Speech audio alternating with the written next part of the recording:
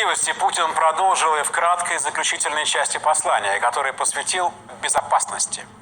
Речь шла о международной справедливости, в том смысле, что справедлива лишь равная безопасность. А поскольку США решили выйти в одностороннем порядке из договора по ракетам средней и меньшей дальности и намерены разместить их в Европе, то Путин прямо заявил об опасностях, которые такой шаг представляет для России. Ведь подлетное время до Москвы таких ракет составит лишь 10-12 минут. Это и есть очень серьезная угроза для нас. В таком случае мы будем вынуждены, я хочу это подчеркнуть, именно вынуждены предусмотреть зеркальные и асимметричные действия. Что это значит? Россия будет вынуждена создать и развернуть виды вооружений, которые могут быть использованы не только в отношении тех территорий, с которых для нас будет исходить соответствующая прямая угроза, но и в отношении тех территорий, где находятся центры принятия решений по применению угрожающих нам ракетных комплексов. Центры принятия решений – это принципиально новый поворот в сторону справедливости. Ведь до сих пор Америка могла позволить себе отсиживаться за океаном, подставляя под ответный удар лишь своих союзников. Тех, что безрассудно согласились разместить у себя, например, пусковые установки для ракет средней дальности. Кто это? Ну, например, Румыния. Там МК-41 уже размещены. Еще Польша согласилась. А может, Грузия потом пойдет на это. Но что нам Польша? Польша в случае пуска с ее территории свое получит. Нам принципиально возмездие в случае ответного удара прямо по территории США, как сказал Путин, по центрам принятия решений. Не поляки же и не румыны будут в случае чего жать на кнопку. Они от нее далеко. И далее проследим за путинской мыслью. Это важно. У нас есть технологический ответ. Так вот, еще об одной перспективной новинке, работа над которой идет успешно и в запланированные сроки, безусловно, будет завершена. А именно, хочу сказать о гиперзвуковой ракете «Циркон» со скоростью полета около 9 махов на дальность более 1000 километров, способной поражать как морские, так и наземные цели. Ее применение предусмотрено с морских носителей, серийных надводных кораблей и подводных лодок, в том числе уже произведенных и строящихся под ракетные комплексы высокоточного оружия «Калибр». То есть все это будет для нас не затратно. Ну а теперь совместим обещание, образно говоря, взять на мушку центры принятия решений в США в случае размещения в Европе американских ракет средней и меньшей дальности и рассказ о нашей не имеющей аналогов в мире гиперзвуковой ракете морского базирования «Циркон» с дальностью более 1000 километров. Где они, центры принятия решений в США? Вот лишь некоторые на восточном побережье. Прикинем. Пентагон. Там высшие органы управления вооруженными силами и комитет начальников штабов. Кэмп Дэвид. Правительственный пункт управления, где предусмотрено и нахождение президента США. Форт Ричи, штат Мэриленд. Пункт управления президента США и командный центр комитета начальников штабов. Допустим, так, пока. А теперь на запад. МакКлеллан в Калифорнии, управление стратегическими наступательными силами. И Джим Крик в штате Вашингтон, пункт управления ядерными силами. Если мы, ничего не нарушая и никого не беспокоя, размещаем просто в океанах наши подлодки с пусковыми установками ракет «Циркон» по 40 штук на каждой субмарине, то в зоне досягаемости российского гиперзвукового оружия тут же оказываются те самые центры принятия решений, о которых говорил Путин. Пусть посчитают дальность и скорость наших перспективных систем оружия. Мы просим только об этом. Пусть сначала посчитают, а уже только после этого принимают решения, которые могут создать дополнительные серьезные угрозы для нашей страны. И, разумеется, приведут к ответным действиям со стороны России, безопасность которой будет надежна и, безусловно, обеспечена. Путин просит посчитать, вот мы и посчитаем прямо сейчас. Наши лодки за пределами исключительно экономической зоны США шириной в 200 миль. 200 миль – это 370 километров. Ставим спокойно на расстоянии в 400 километров от берега. Все эти центры принятия решений от берега тоже не так далеко. Скажем, еще 400. Итого 800. Циркон летит со скоростью 11 тысяч километров в час. Если так, то на покрытие 800 километров циркон затратит чуть меньше 5 минут. Задачка для школьника 3 класса. Вот оно, подлетное время. 5 минут.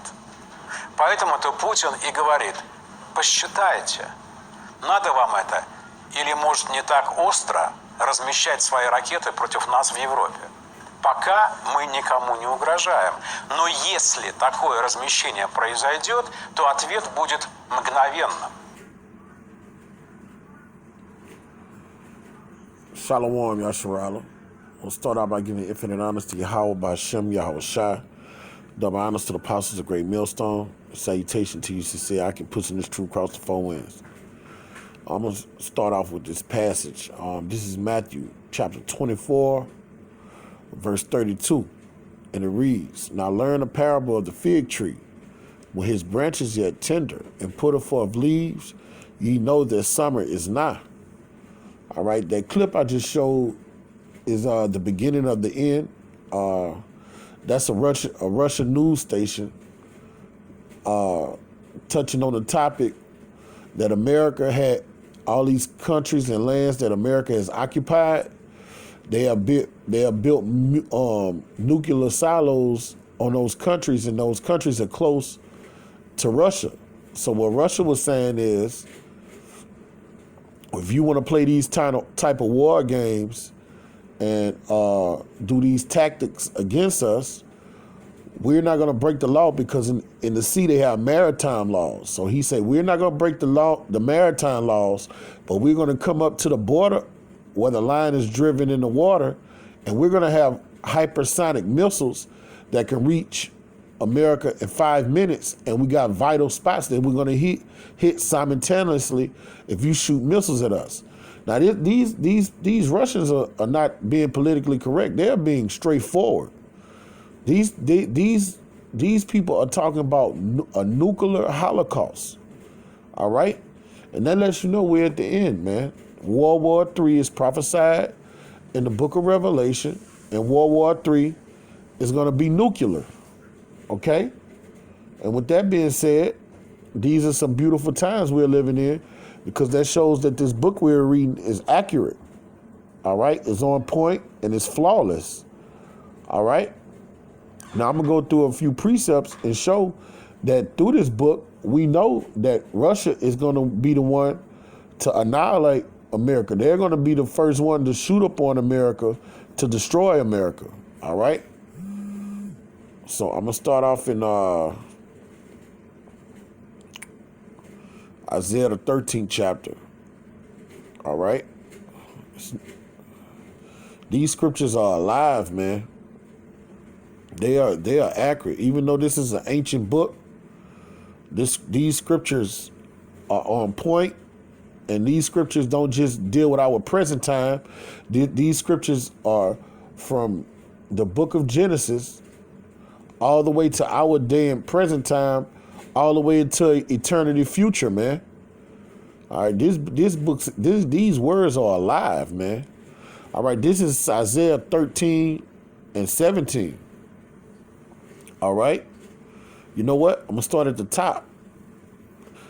This is Isaiah 13 and 1, Salakia. The burden of Babylon. And this Babylon is representing America. All right. A lot of these scriptures, when you read Babylon, and a lot of these scriptures, Nineveh, they be twofold. All right. Assyria represents America in the scriptures. Babylon represents America, Egypt.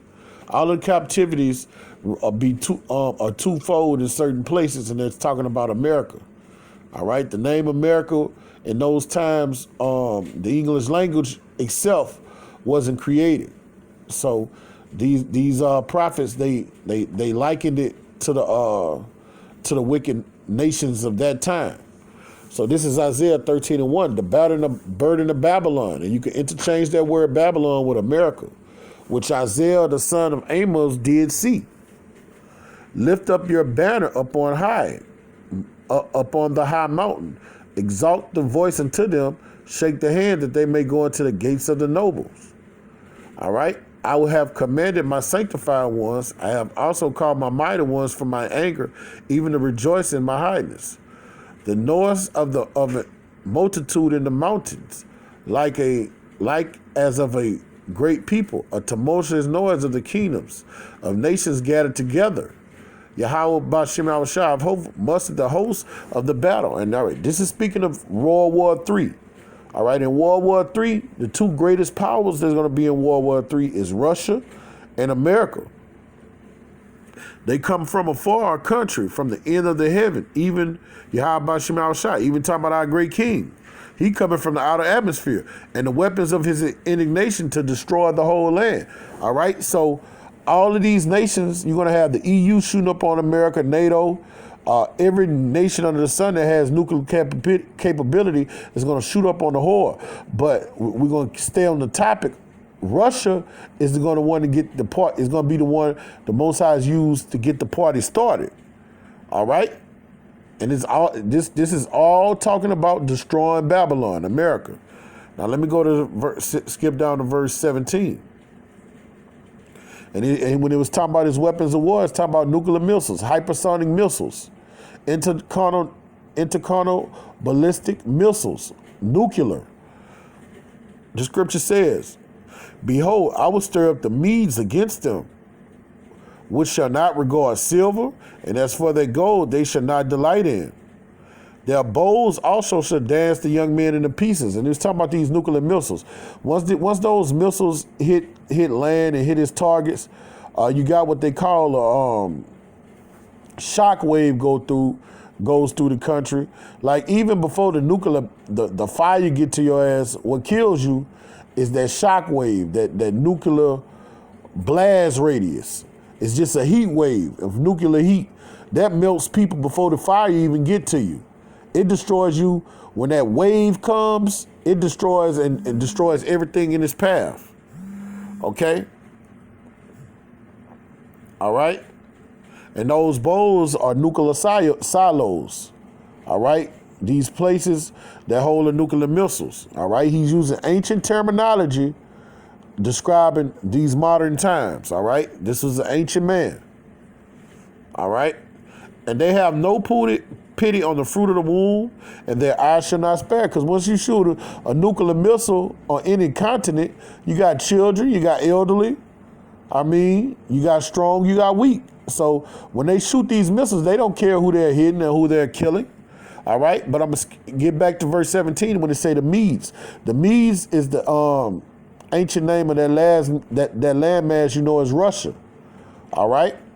So these are the scriptures are talking about the Russians, all right? The Most High, as you can see in that clip, is stirring up the Russians against us, Salakia against America.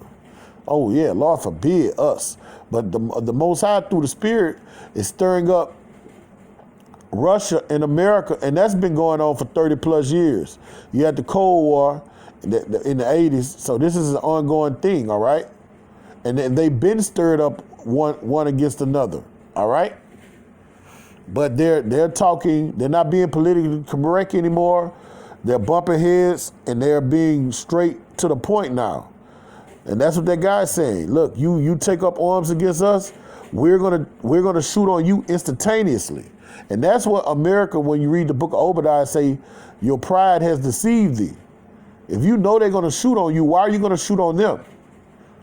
All right, that show you that false pride. They really have trust in their missile defense system, and you're going to try to intercept a missile that's going, as you saw in that clip. It say that those hypersonic missiles go 7,000 miles per hour. That breaks the sound barrier, man. Okay, and you're really going to try to intercept something going that fucking fast? Your pride has deceived you. You're a madman. Okay. I'm going to go to the book of Jeremiah, man. to show you, man. We funnel all these news articles, these news clips through the scripture so you can see it's prophecy being fulfilled. That's the lot of a prophet, to look at the news, to look at the weather, to look at the day and time we're living in and know we're at the end. You got to be occupied in prophecy. All right. This is Jeremiah 51. I'm going to start at the top. And it reads, Jeremiah 51, thus saith Yahweh Shem Yahushua, behold, I will raise up against Babylon and against them that dwell in the midst of them that rise up against me a destroying wind. All right. Here we go. That destroying wind is that nuclear blast. And he say he's rising up against Babylon, America. And he say, and those that rise up against me. Russia is going to eventually rise up against Yahweh Shem Yahushua when you read Ezekiel 38. Okay? And all of the nations are going to rise up against Yahweh Shem Yahushua. Hence the battle of Armageddon. Okay? Verse 2. And will send unto Babylon fanners. And that fanner is Russia and his nuclear arsenal. That they shall fan her and empty her land. For in that day shall trouble they shall be against her round about. Now you seen that on that clip, Russia was doing it strategically. They had submarines in the water on the eastern coast, and they had submarines on the water on the west coast. All right. Then you got Russia. Russia's in bed with Cuba, and Russia is in bed with Venezuela. So you can't tell me that Russia is not building silos in both of those places. All right. That's why the scriptures say they're round about. Then you got places like India, China. All right. All those places be having submarines in the sea. All right. All those places have nuclear missiles in their silo. All right. America is going to be destroyed, and Russia is going to be used the first domino to get this thing popping. Okay. Verse 3.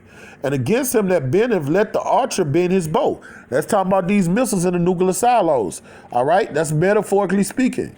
All right. That's it. The most Jeremiah saw the destruction in the spirit, but he had to use ancient terminology. So he said an arrow. All right. And Nahum called it a glittering spear. Okay. So he's using that ancient terminology, but we know that they're going to be shooting from submarines. They're going to be shooting from silos. All right. They're going to be dropping bombs from motherfucking fighter jets, so on and so forth. Okay. Those are your archers. And against him that lifteth himself up against his Brigadon,